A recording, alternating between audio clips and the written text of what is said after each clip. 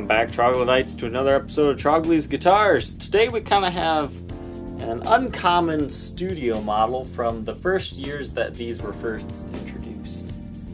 1983 was when the Gibson Les Paul Studio was kind of officially there. It was kind of predated by things like the Paul and the Sonics and Marauder as a cheaper version into a kind of a Les Paul shape.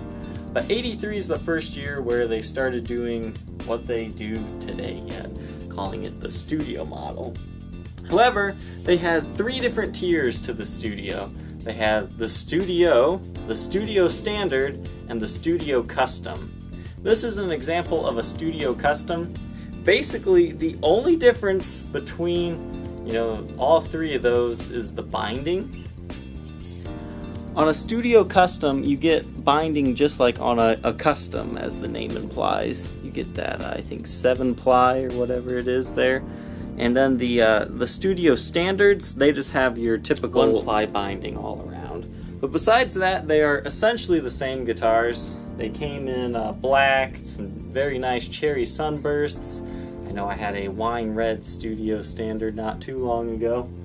But these are fantastic guitars, and people really seek these out and pay a premium for these because not only do they have the same electronics as a regular custom of the era, or a standard for that matter, but they're slightly thinner bodies, and that makes them more lightweight. And in this era, guitars are well known for being very heavy. So getting something that looks just like a Les Paul custom, but doesn't have the weight of one, but still feels good, that's basically what these are all about. These are kind of hidden gems, but they do command quite a bit on the market. You're gonna see this one has block inlays. They originally had dots. This one has been modified to accept the block inlays.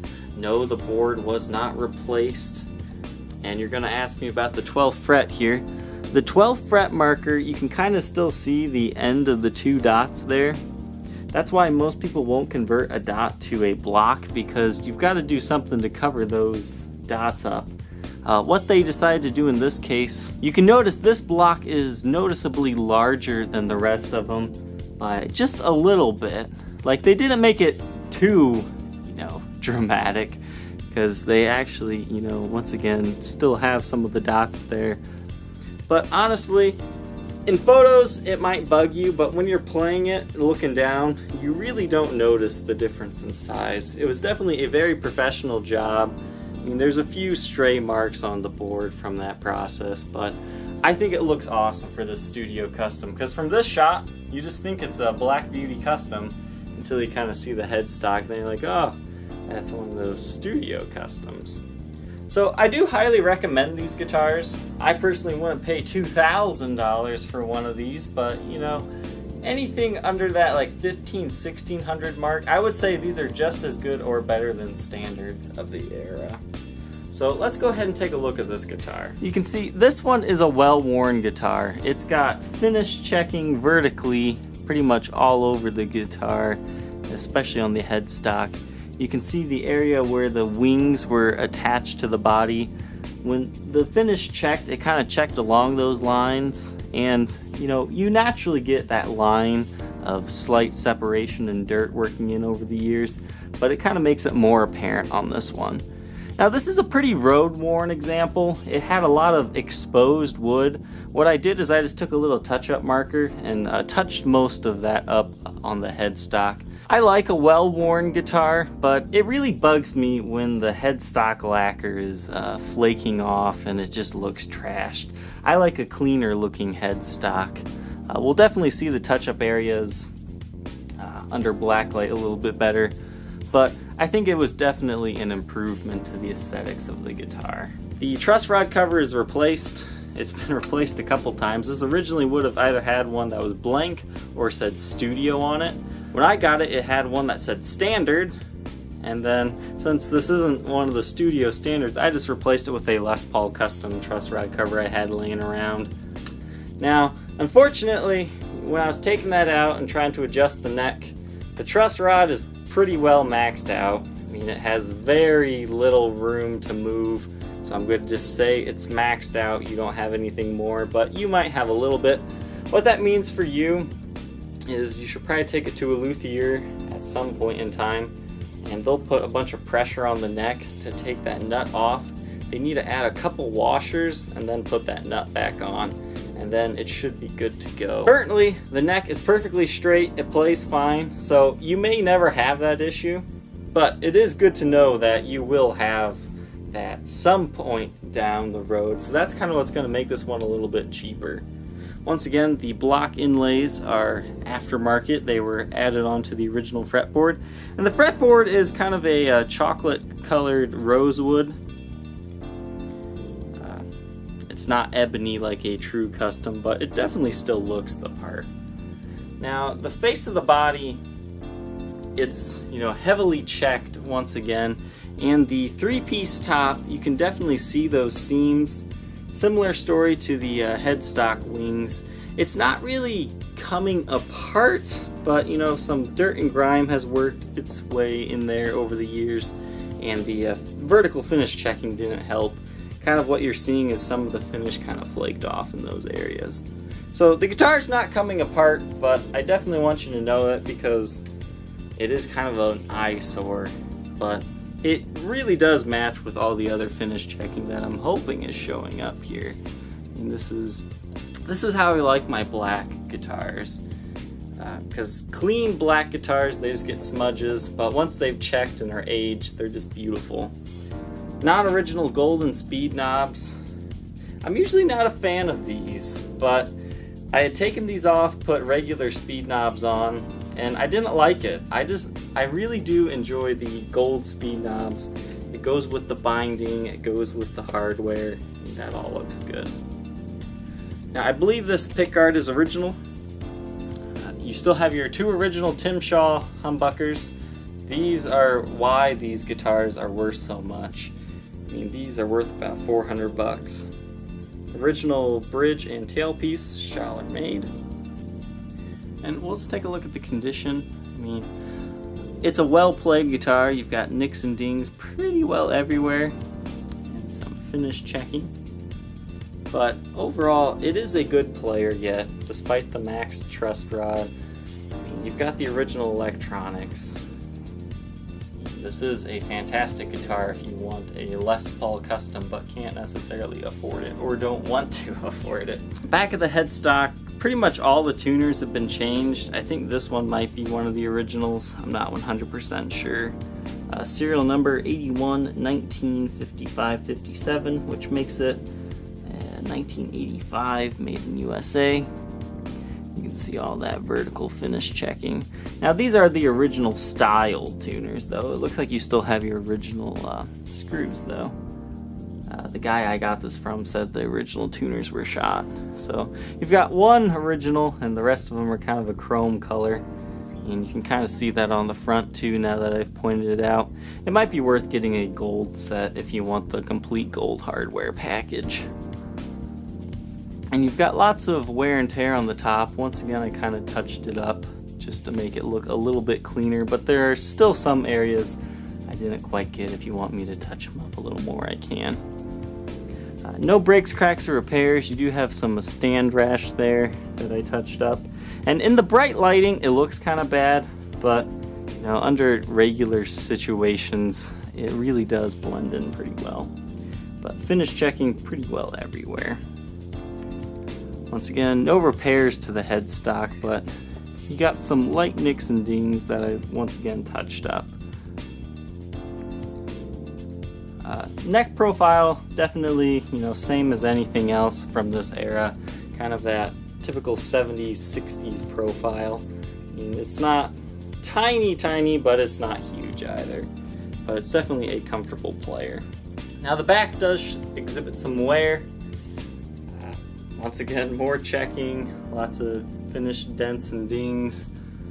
I'll just show you here. However, the electronics appear to be original. And when I took this off, there are actually vintage bugs from the 80s in here, which I thought was interesting. I couldn't really identify what they were, but it was just like the exoskeletons of them at that point. They're like little beetles.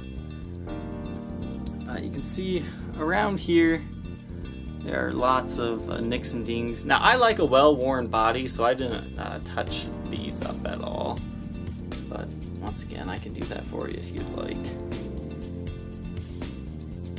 But original strap buttons yet. I mean, it's a fantastic guitar. It plays really well.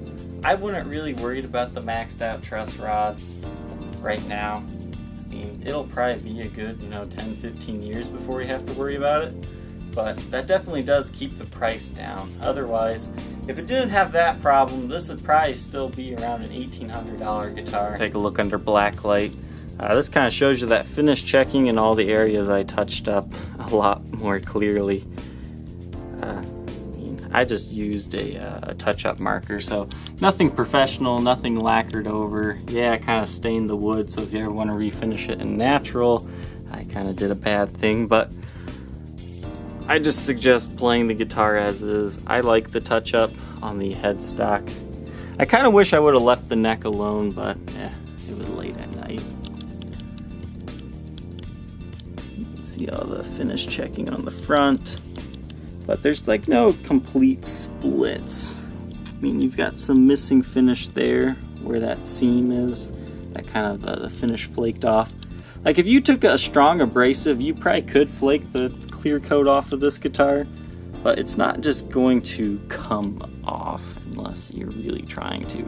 Like it's not super brittle, but it's brittle enough that I would be slightly worried, if you're a heavy, picker in this area, like with your arm, that you might have some flake off on you. Look at the back of the headstock there. So you've got a lot of finish missing at that top area there. But no breaks, cracks, or repairs. That's the stand rash I was talking about earlier. Looks like you only really have it on the one side, very minor on the other. You do have some clear coat wear in the middle there, and then you can kind of see the small areas I touched up. Which the neck looked like maple, which doesn't make any sense because 83 is kind of when they did away with that. But lots of dents, dings, but no major repairs or anything. And these areas I did not touch up as stated before. But lots of beautiful checking on this one.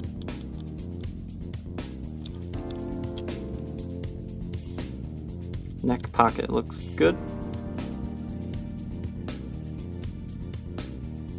This is why people like these right here. 8 pounds, 11.1 ounces. This guitar comes with a non-original Gibson USA case. It's pretty well in the same shape as the guitar, heavily worn, lots of nicks, dings, scratches, Tolex lifting up in certain areas, but I mean it's not like coming apart or anything. It's still pretty good. A locking latch missing, but all the other latches are there. And once you get on the inside, it's not too bad. There's kind of a slight odor to the case. I added this case so the guitar doesn't really smell like that. I can't really describe what it is. It's not incredibly foul, but it just kind of smells like glue, like the original glue that they used for these. I don't know if you guys have ever smelled that, but I do want you to be aware of that. No case candy or anything, but a case is a case. Today we will be demoing through the Gibson Super Gold Tone GA30 RV for the clean tones, and for the dirty tones we'll be running through a Marshall JMP 1C.